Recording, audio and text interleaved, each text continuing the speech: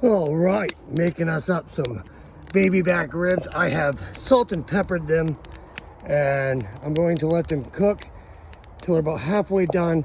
And then I have some of my mom's homemade watermelon jelly from 2021, so it should be really good. And I'm going to use that on them, but I'm going to cook them a little bit first, and then they're going to get slathered.